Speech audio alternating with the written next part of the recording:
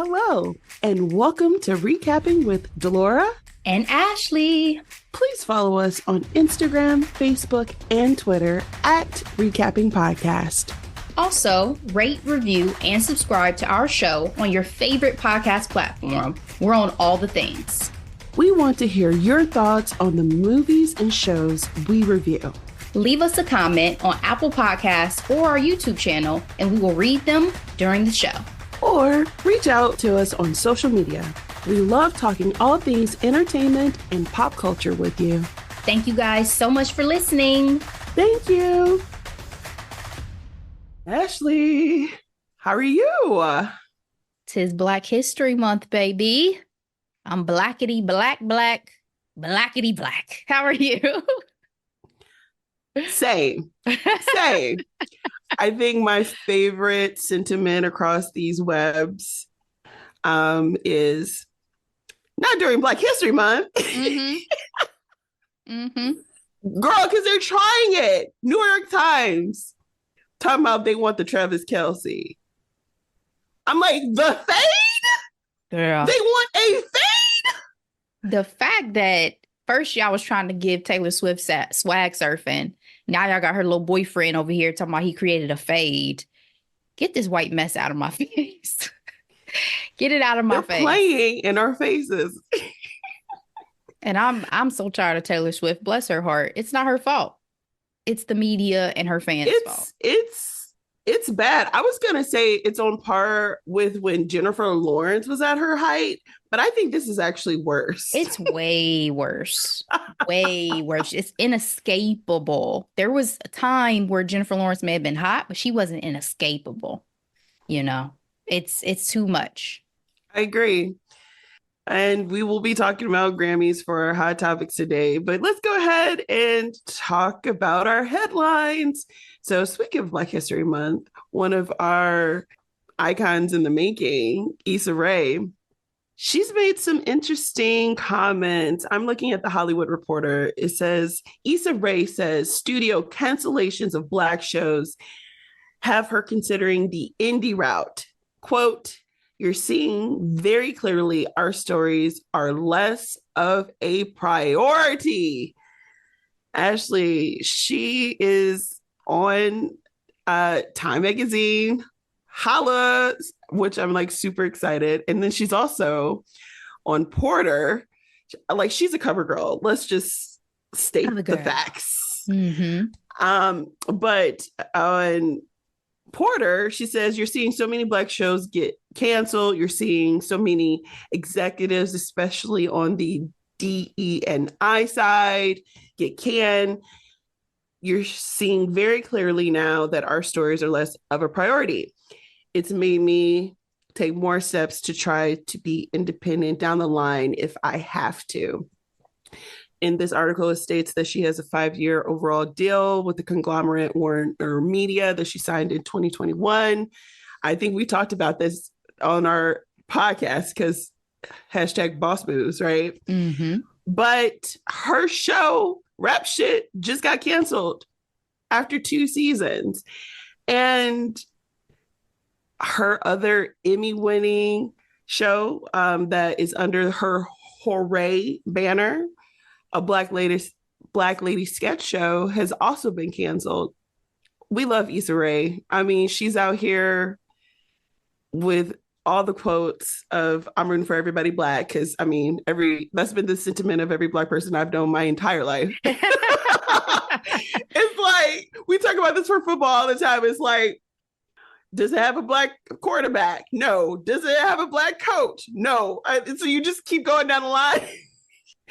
Pageants, where the Black girl at? What state she representing? You know what I mean? It's even down to Family Feud. Where's the Black family? Do you feel like her candor is going to impact her career? I don't think so. I don't think it's going to impact her career. I'm definitely glad that we have an Issa Rae at a time like this who's been able to establish this power in Hollywood at this point. she is, to your point, an icon in the making. I mean, one could say she's already an icon, but she is this next wave of Black talent and influence Yes. who, Mhm. has the platform already to be able to say certain things. And I think it's great to see her wield her power in this way in terms of the general representation that she's seeing within, content that's created and being eliminated beyond just her own. Because I mean, I'm upset that rap shit got canceled. We were talking the day before that news dropped that I had just watched season 2 Season of Rap two. Shit, and I thought that they Yeah. had really found their footing. And I was excited to see, like, I was already making predictions of what was going to happen in season 3. So I'm so glad that Issa is using her platform in this way. And to her point, if she does make moves towards independence, it's going to be a great blueprint for other people to be able to navigate and follow. So I'm all here for Black ownership, for, being able to have the full power and control. And I think no matter what direction things go in with her Warner Brothers deal or anything like that, I'm fully in support of her having as much control over her content and her brand and her legacy as she possibly can. So I think it's awesome. Yeah. I think it's interesting because, Rep Ship was like the most recent one, but it's a long list of shows that have, premiered in the last, let's say, 5 years and have now gone. Mm-hmm. Do you have any shows that has been quote unquote Black shows that have been canceled too soon? Besides Rap Shit, because like I said, Correct. I did feel like it was getting its footing. Yeah. It's hard for me to say on the spot. I'm sure there are quite a few that I felt like were gone too soon, but I can't think of any off the top of my head. What are ones that you have that you've thought about? And it's also a combination of they're either being canceled or they're coming to a close in like the next year. And it's just like, Well, it just, the Wonder Years is probably one of them. I think the Wonder Years yes, still had legs to that show. it sure did. Grownish is ending this year. Grownish Z-Way, had run its course for me, if I'm honest. Yes, Z-Way, I was upset about Z-Way for sure. legendary on HBO. Southside was very popular and funny. I didn't watch the whole season, but I got it. You know what I mean? Like I understood why it had the momentum that it did. Grand Crew on NBC was one of my hidden gems, and I was very heartbroken when they canceled it. I'm just also thinking about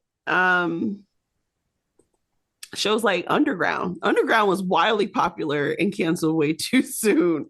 What's the one show that you loved on HBO that they did have a second season idea, but it wasn't greenlit with Jonathan Majors and Girl, Journey love, Smollett?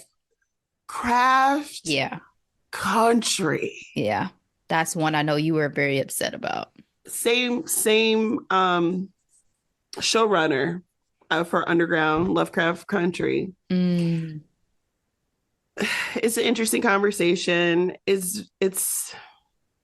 can be exhausting if I'm transparent, like in terms of it's like we go through these waves of like embrace and then the backlash is swift and it's harsh. So it makes you almost hesitant to it's such a mind fuck. I hate that.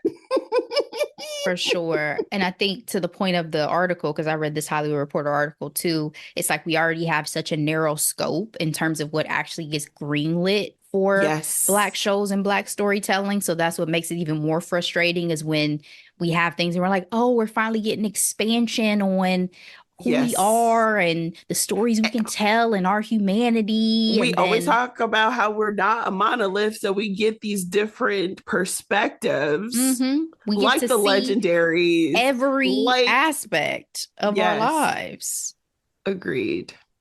So that's what has really hurt is that I was just telling a friend I had felt like we were back in kind of this golden age of Black Hollywood, similar to how we had in the 90s where you have all these folks, all these opportunities, but also even more than that, the actual Yes. stories that are being told have become so much more expansive. Yes. So I just don't want to see that get diminished again. Right. But we had the privilege, especially in the 90s, with the Martins and the Living Singles and Fresh Prince the of Bel-Air, Fresh Prince Family of Bel-Air. Matters. Yes. Those shows actually had seasons. They lived. They lived, they were able to breathe. And a lot of these shows, like I said, aren't even getting a third, second seasons in some case. So, Yeah. I mean, challenges to the overall industry in that regard, obviously, with yes, the evolution of less episodes, streaming streaming. competition, even just this Exactly. new relationship now with sports, which I was like, oof, this is going to devastate broadcast because How sports. so?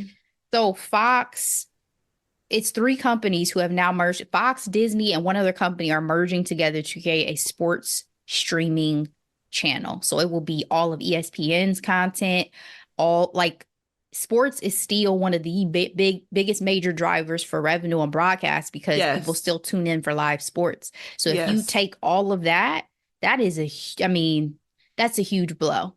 That's a Very. huge blow. And they just announced that, I think, yesterday. So we'll see what happens. But I mean, the streaming wars and the thing that will inevitably tell what's going to happen with the streaming landscape is just going to be consumer demand, because I'm not going to pay for all of this shit individually. And I don't think most people are going to pay for all of this individually. The fact that I'm now having to choose options of no ads or yes Yes. ads, I'm like, this was Amazon not has the finally point. started their ad supported, because I watched Mr. and Mrs. Smith, which is going to be one of my hidden gems. And I was like, I forgot they were doing this. This is so disruptive. Crazy. And they're spoon feeding us episodes like Percy Jackson. They didn't drop all 8 episodes at the same time. They might have done 2 and the rest you had to wait week by week. So uh, it's what's that Greek philosopher says, the only thing constant in life is change. Yep. So speaking of changes, I am sad to talk about the death of Carl Weathers. He died February 2nd at the age of 76. His story is so fascinating. He's a former football player and he became wildly popular in the Rocky films as Apollo Creed, which is where the Michael B. Jordan shows movies are spinoffs from. I'm looking at Variety. I didn't know he was the voice of Combat Carl in Toy Story 4. I Like that know. really warmed my heart. So basically what I'm trying to say about this gentleman is he has done so much in his career. Like he was a working actor. Okay. We talked about Rocky. He was also in Predator. He was also in Happy Gilmore. And more recently, he was a part of the Star Wars Mandalorian series. It's just really sad to hear the news of his passing. What's the most memorable role of his for you, Ashley? Oh, it's most definitely as Apollo Creed and Rocky. You know, Mm-hmm. I didn't realize that he and Sylvester Stallone had had a little beef until I read this Variety article as well. And they pointed out the fact that he Same. wanted to be paid to reprise his role instead of, having clips shown from previous films. And that's interesting. So I appreciate the additional info and knowledge you get on people during some of these write-ups. Unfortunately, most of the time after they've passed away, but definitely know him and will always think of him as Apollo Creed and revere him from that stint in that role. But I mean, obviously his relationship with Adam Sandler comes to mind as well, and some of his Yes. earlier work, some of his funniest Yes. pictures. So I love the yeah. diversity of the roles he took, like Mm-hmm. going from obviously sports action to comedy to, sci-fi. I love that. Couldn't paint him with just one brush. He didn't get stuck in the jock category. Yep. All right. Well, praying for his family and friends during this difficult time. It's just so sad. All right, let's go ahead and get into our next headline. I am looking at In Style magazine. A lot has happened this week, and it's only Wednesday. Right. Thursday when you're listening to it, okay? There has been conversations about King Charles of Britain going into surgery, dealing with an enlarged prostate. And in a formal message, they said that King Charles III has been diagnosed with a form of cancer. They have not clarified the type or stage. The In Style article that I'm looking at says Prince Henry and King Charles reportedly met for a surprisingly short period of time. So as soon as the news came out, Prince Harry went to see his dad, which makes me believe that he probably found out when the world found out the state of his father's health, but that's a whole nother conversation. Ashley, King Charles hasn't been king for a year yet. He is in his late 70s. This is sad news because cancer sucks. Absolutely. But whoa, wow. Prince in waiting, the longest Prince in waiting for the longest time, and then this hits you. The great thing is, being king, I'm sure he will have fantastic health care. Yes. And so hopefully he'll be able to have a speedy recovery from whatever form of cancer he may be dealing with. But it definitely is has to be one of those moments of you're like, really? I couldn't get a break for just a little bit and kind of settle into this role and enjoy my time. Right. You know, I think the Queen held out for as long as she possibly could because she did not agree with a lot of his choices. And exactly. And so we'll just have to wait and see. But obviously, I'm wishing him a speedy recovery, just like everyone, in terms of getting this diagnosis. And hopefully he's able to get back to his full health and his duties. Agreed. Fun fact, according to this article, also, there was no plans for Prince Harry to see his brother, Prince William. So the rift is real. Mm-hmm. Ashley, are you ready for Usher's concert on Sunday?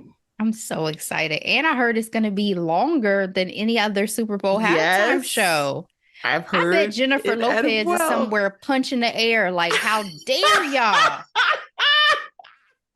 Y'all made me and Shakira split this 13 minutes. And y'all gonna give Usher an extended time? I cannot wait. And he's about to announce his tour and put out the tickets. And I think I'm gonna have to pay whatever the unreasonable prices are. The album. Yeah. I already started talking to my concert bae, Tony. Hi, Tony. What's up, Tony? We're going. So let me know if you want to come with us. Okay. I'm honored. That's an honor to get invited to be a part of this crew of hardcore concert. I mean, we have seen the greats together, Tony and I. So yes, I'm teasing. Of course, you're welcome, Ashley. Well, he's been doing all the things, including being the latest spokesperson for Skims. What did you think about this spread? Girl, he is holding the peach and squeezing it in the juices. He looked it good. Looked it good. I have a confession, and I'm going to tell everyone around the world this because that's what happens when we talk on this podcast. The world listens. You know, Usher was never like my go-to guy, like growing up. Like he wasn't Usher's so fine. I think when it came to Usher, it was like his attitude and body and the fact that he can sing and dance helped a lot. And I'm sure he smells real good. You know what I mean? Mm-hmm. Mm-hmm. Do you know what I'm trying to say? Like he just wasn't. Well, he was one of the guys that I used to lust after, but he was always like unattainably older than me in my mind. So it wasn't like, Justin still felt like a little bit like maybe Yes, Genuine absolutely. may have been out of my age range, but I ain't care. Care. Okay. I'm coming for you, See, Genuine. and Genuine was never on my list either because he Oh was my too God. much of a pretty boy, like too much of a pretty boy for I me. was obsessed with And Genuine. for anybody who's trying to understand what a young Delora was obsessed with, I was obsessed with D Wade. Shout out to Miami. Will Smith, The Rock, and Orlando Bloom. So it is a cluster. Yeah. I think it's funny you say that because I do think I gravitate more towards musicians than actors. Interesting. Yeah, and that's the opposite on my end. It was always sports. Yep. Sports for sure. Sports for and sure. Actors. Okay. I used to love Penny Hardaway. I loved Grant Hill. Yes. Yep. Well, see, Penny Hardaway was definitely one of my favorite. I loved Kobe when he was young. Kobe. Kobe with the fro. I love retired Kobe as a human being. I never messed with Kobe as a player. Kobe during the Shaq era was like crushing for real hard. I had a crush on Michael Jordan for a little bit just because his level of dominance, like he was just sexy. It was crazy. You're really great at what you do, sir. Yes. But yeah, I think I've kind of had a thing for musicians because even Chris Brown, like I was in love with Chris Brown. Oh, you're my sister. Chris Brown never did anything for me ever. Oh my God. Christopher, come on over here, baby. Tall man. But Usher's looking good. And like we've said so many times, he is the moment. And he is milking it for all it's worth right now. And to come out in underwear before you about to do all sorts of things to us on this stage is just, setting the stage. This is just foreplay. I feel like he's just giving us a little bit of foreplay. Vogue is missing out. We were talking about covering that man up like that with that big old flower. Maybe Kim was like, I see you, Anna. You want to put him on the cover behind some kids and a white woman? Usher, let me put you in some draws. And again, I like to repeat what we said last time. If Usher and Rihanna was on a cover together, if you needed a shut it extra, down. They would have shut. That would have been a hot cover. Oh my God. Hot. And this is Rihanna like any size. She could have been pregnant. Like Rihanna, period. Especially like let it be flirtatious. Like I know she's with ASAP. I know he got his woman, but like let it be flirtatious. Oh, mind blown. Mind blown. It's that X Factor. Oh, child. We are finally apparently calling him the king of R&B, which he deserves. Unlike this other gentleman that they were trying to give it to, he's going out tough, Ashley. And I am referring to the one Justin Timberlake. I wish somebody would have called him the king of R&B. Get the fuck out of here. Flirting with it.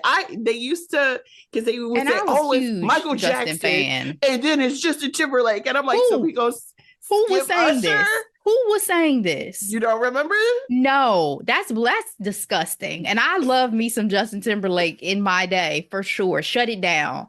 Fan fiction and all. Loved me some Justin Timberlake. But ain't no way. Give me Usher. Give me Chris Brown. You know what I'm saying? These men have actually touched the stage with Michael Jackson and held their own and held it down. Like, don't play with me. Y'all need to stop. Whoever these people are. Stop. The swag surf, the fade, the king of R&B. Get the fuck out of here. Oh my God. Y'all play too much. I'm looking at Forbes of all places.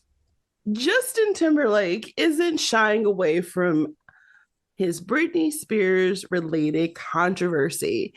On his birthday, during a live performance in New York City, right before, I'm not going to lie, one of my favorite songs of all time, Cry Me a River. Now it has different meaning, but... Man. And that video went hard too at the time. Girl, a bop. I can't stress enough how much of a bop that song is. Right before his famed song, he decided to tell the audience, "I like to take this opportunity to apologize to absolutely flipping nobody. It says in this article, Timberlake's lack of apology was almost surely directed to Spears, whom he dated from 1999 to 2002, and has recently gotten a lot of spotlight due to Britney Spears' New York Times bestseller, The Woman in Me, where she talked about dating him, becoming pregnant, and him telling her he don't want to be the father. Ashley, we also need to remember that he needs to apologize to the one, the only Janet Jackson. And I just felt like this was so gross, so freaking gross and disappointing. Like, what's wrong with straight men? Where did these balls come from, too? Because right? You have been so, I'm a toe the line of what's publicly appropriate for so long. I was surprised more than anything when I first saw this. I was like, so he just in his effort era, I guess, where he said, I'm tired of playing the nice guy. I'm tired of trying to pretend that maybe because I'm apparently it's not real. Not. Yeah.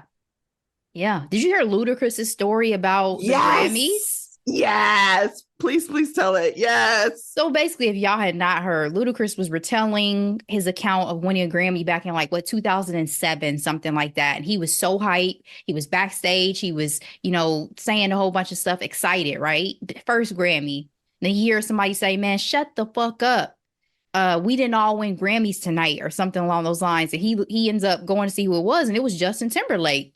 My thing with that, though, is, did you say that because it's Ludacris specifically? Right. Because there's a lot of other rappers that I guarantee you he would have never DMX opened his mouth to say anything to. Jay-Z. You can count. I can count them. Jizzy. I can count them. I can count a lot. It's a rare. He wouldn't even say it to Andre 3000. It's a rare rapper that he would have felt that he could say something like that to, honestly, because I think Ludacris is something like, Justin's a gangster. No, he's not. No, he's not. No, he's not. But so I say all that to say, again, this surprised me more than anything, but it's also disappointing. I loved Justin Timberlake growing up. I loved NSYNC. I've been excited for a potential NSYNC reunion. Same. I listened to Britney's entire audiobook. I try not to paint you with that brush of, this being the totality of your character, because you were in your early 20s. Things happen. We all live and we learn and we grow. But don't do stuff like this. Like, even if you're more so upset with the speculation and the fandom and the fact that they pushed her song up to battle your song and all that stuff, like, that's still, Britney went out of her way and has gone out of her way to be apologetic towards the potential backlash. She didn't have to say anything. She didn't have to say anything. And that's why I felt like it was on purpose, because she literally said it maybe a week before he said this mess. And I was like, oh, this is gross and disappointing. Yeah, she didn't have to say anything. She did not. This is her life. It's her story. And she has a right to tell her story. So I was seeing that it's being speculated that he may sit down with Oprah for a tell-all interview. I'm going to hear snippets. I will not be interested in watching the totality of that interview because I'm just over it. Silent or silenced? Somebody was like, nobody wants to hear the story of the villain. Unless it's America. But okay. I hope that he learns a lesson from this, which is like, if you were just having a moment of frustration, best to keep that between you and your wife, you and your friend group, you and your team, whoever. Like, I wouldn't make these type of public displays because it just doesn't help. For those of us who have been fans of you over the years, this does not help. I literally was willing and open to give his album a spin. Me too. When Britney made her apology saying, oh, I did write my story. It is my story. It's not intended. And again, he came out shortly after she said that. I don't even think it was a full week, and said, I apologize for nothing. And it's like, nope, this is not how we're doing this, because you still owe Janet Jackson an apology. He didn't say a damn thing when she was going through all that heat. Exactly. And he's the one that ripped taking off her. He ripped breastplate, whatever it the was. breastplate. She the one that had the sparkly pasty. Insanity. Anyway, I mean, pride comes before the fall, and he's already, I thought his strategy of like pushing through after, the revelations of Britney's book was maybe intentional. Like maybe it's like, okay, we're just gonna go ahead and just throw out a mid album and do a quick tour just to get, it under us, since bulldoze some of this bad press, right? Mm-hmm. But that ain't helping. That ain't helping at all. I still remember his punked episode, and I never quite looked at him the same after that. So the fact that she had said you gonna go crying back to your mama like you did. What happened? What happened? His episode, he was one of the, I think he was the first episode of Punk that Ashton Kutcher did. And it was an embarrassing moment to me in terms of how he responded and reacted to everything. So I just say all that to say, just watch yourself, Justin. I would step back out of this, because I don't think it's gonna make you look better or end very well for you and for your career. You're already getting heat for your dance moves. You're already getting heat for being washed up as a musician. You want to get us back on side. This is not the way to do it. Mm-hmm. All right, let's go ahead and get to our hot topic. The Grammys were this weekend, and boy, oh boy, there's been a lot of different conversations going on, and we're going to touch on a few. Let's start with the basics. Did you watch? I did not. I had considered it when I realized what the date on Sunday was. And then I was like, you know what? I've been talking all this ish over the years about how disappointed I am in the Grammys for the fact that they don't appreciate the artists that I appreciate. Mm-hmm. And after Beyonce yet again did not win Album of the Year, I'm fucking over it. So I skipped the Grammys this year and still caught some of the hoopla about Jay-Z's speech. Still saw, the Tina Turner tribute, all this stuff, but I did not watch the telecast. What about you? I did, and I actually enjoyed it. I have to say, there were some performers that I wish, took the stage, but it was pretty fun. And the highlights for me, that Tina Turner tribute. I mean, first of all, let's talk about how Oprah showed up looking real good, showing the legs in tribute to her one of her besties. I'm like, Oprah's 70 years old, like money. Okay. Money. And I didn't know who was giving the tribute. And when I found out that it was Fantasia Barrino, I was like, oh yes, this feels good in my soul. Like, you know what I mean? Because Beyonce wasn't going to do it. I mean, she had the privilege of freaking performing with Tina Turner on the freaking stage, but I'm like, who can do it?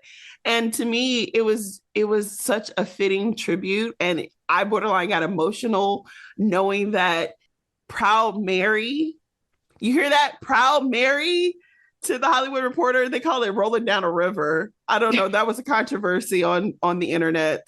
I'm like, the song is Proud Mary, and is actually a cover made famous by Ike and Tina Turner. So we know sometimes they get it wrong. Fantasia's audition song, Ashley.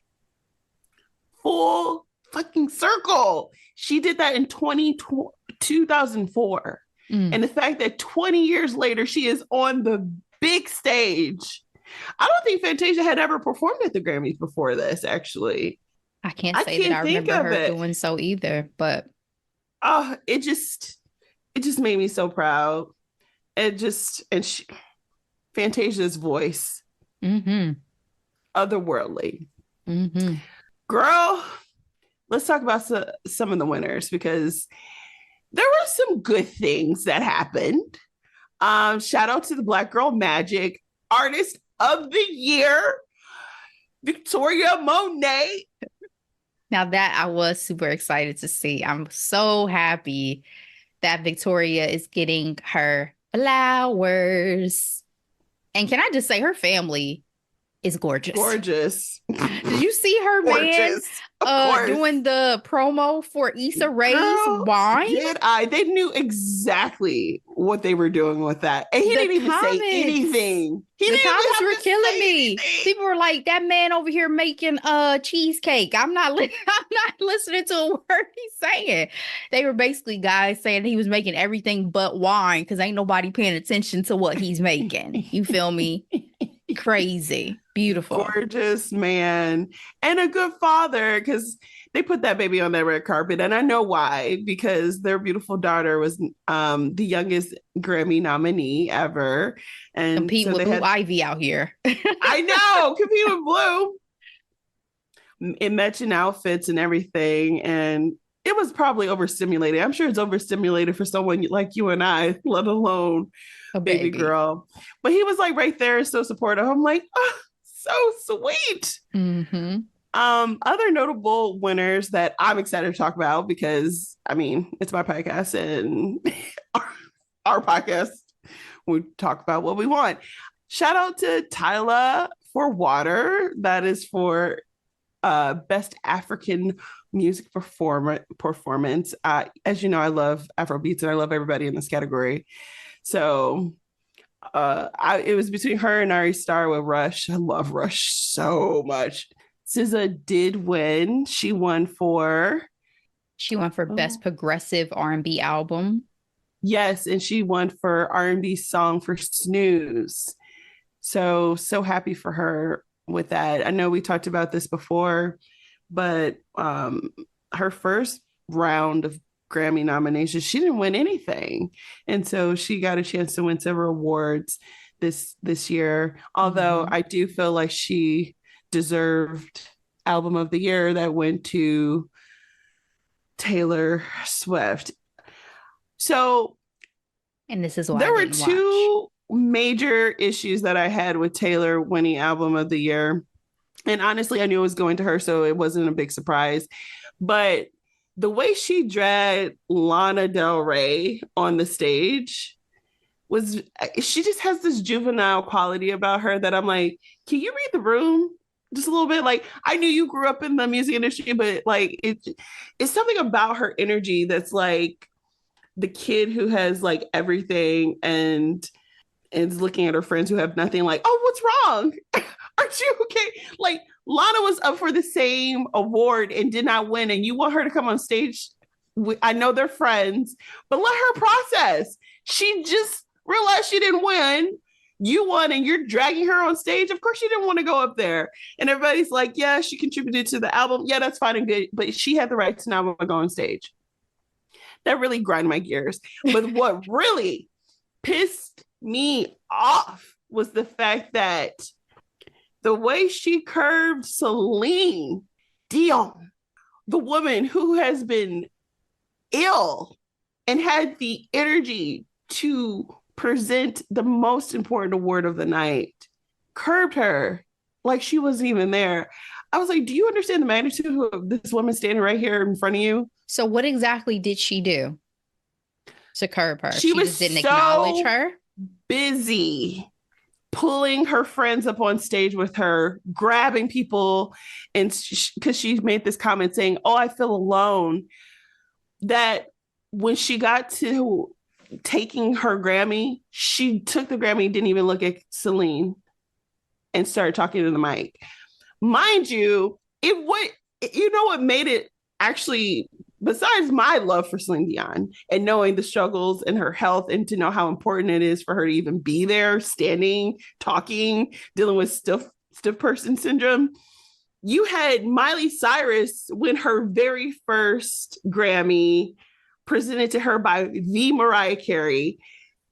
Miley was fangirling over the fact that Mariah was handing her first Grammy, talking about how full circle it was. It was actually a beautiful moment. And in Celine Dion's presentation, she talked about, she remembered that Diana Ross and I forgot who else was on stage, she said, but she remembered who presented her Album of the Year to her and how special that moment was. And it's like, you really missed the ball. And yes, is Taylor human? Sure, absolutely. People make mistakes, but that was just in poor taste. I felt like those two things happening at the same time really just was not a good look. So do you feel like she's lost her faux humility? Because remember, people used to get upset with this She always still look of has it shock and though. awe and surprise that, oh, It hasn't is gone it me? anywhere. Is it really me? So you feel like she's lost that, and now I mean, it has to I be don't think hard it's been for, lost. I feel like it has to be hard at this point for her to stay grounded to a certain extent because they do hype her up so much. Has to be hard. And then for you to now be the most winning artist in history for album of the year. I remember I was listening to Higher Learning and Van was like, so the Grammys, the Academy is saying she's better than all of these artists. And he was listing all the top tier artists in history who they're now trying to say that Taylor Swift somehow has bested because she is the most winning in that category. And I'm like, that's just not the case, obviously, for me, for I'm sure a lot of people and their particular tastes. Sir Stevie Wonder, like this is why, again, I did not watch the awards because to the point, in fact, of, and I see you, Coco Jones, congratulations to you as well, girl. I love ICU. girl, To the I was fact so that happy Baby Girl got an award. I was like, yes, yes, yes, and yes. to the fact that there is recognition for some folks, and it's always so nice and rewarding to see the Grammys being still this prestige award for music, the way that the Oscars is for acting in that way, just grinds my gears because there is, to me, a level of discrimination and a level of not recognizing the talent that is such a pivotal and influential part of the industry. To have never awarded one of the most influential artists of all times, Beyonce Knowles, album of the year, but to have awarded Taylor Swift 4 times is mind-blowing to me. When you have that post that I know you posted where Diana Ross never won a Grammy. There are multiple Bob Marley never won a Grammy. Nina Simone only been nominated twice, never won anything. There are more. I mean, India.Arie has talked about this at length about the politics that goes into the process.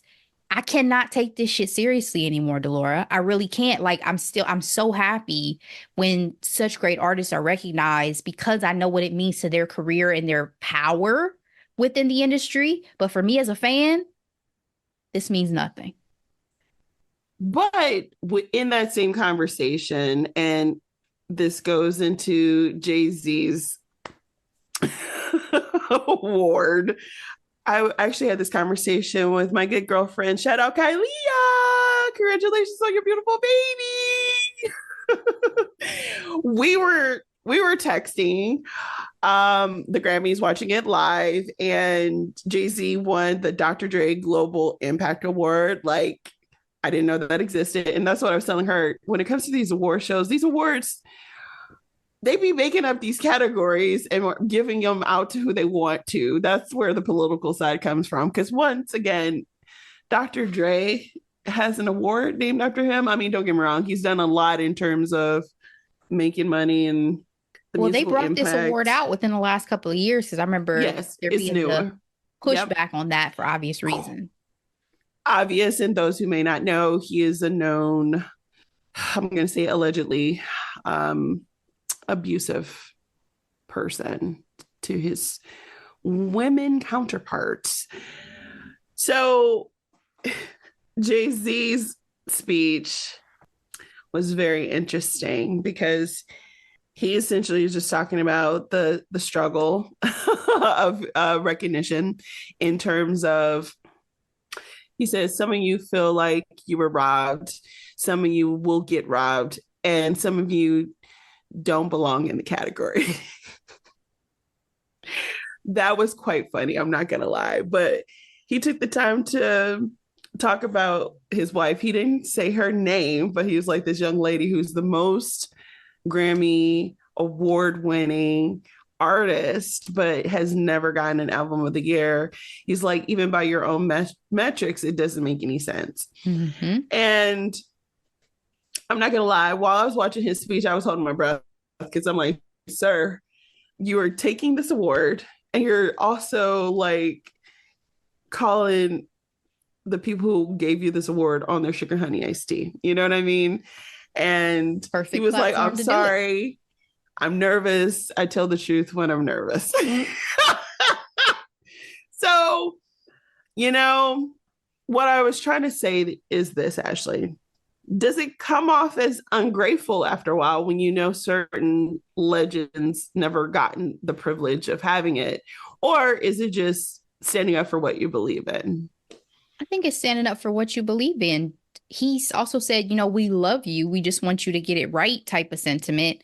And I think you have every right to criticize and critique and share your opinion about something that you have played a large role in, which is the music industry and the entities that judge that industry, right? Like, there have been people who on the stages they've won awards have made their statements and said things. I think it was a great platform. He didn't go do an interview afterwards and say something. He said, while I'm getting this award, let me just say this. There This was is not an right. article that came out literally several years ago, anonymously interviewing people at the Recording Academy who said that they weren't going to vote for Beyonce because they thought that she had too many awards to begin with. So it's like you have all But these different Taylor rationales. doesn't. Okay. Sure. Oh, okay. Let's talk about some other aspects of this award show that was quite interesting. It was hosted by Trevor Noah again, and our favorite emo girl, Billie Eilish, and Finnis won What Was I Made For Song of the Year. Best rap album was Killer Mike. He kind of swept the rap category this year and also quickly got arrested as soon as he left the stadium, which was mind blowing. I still don't even Yeah. know what the charges are. So that's kind of I the think reason they why I didn't said bring it it's up. battery, but I Really? didn't, yeah, I didn't look any further into what the circumstances were, but I just saw a headline that said battery. So, Interesting.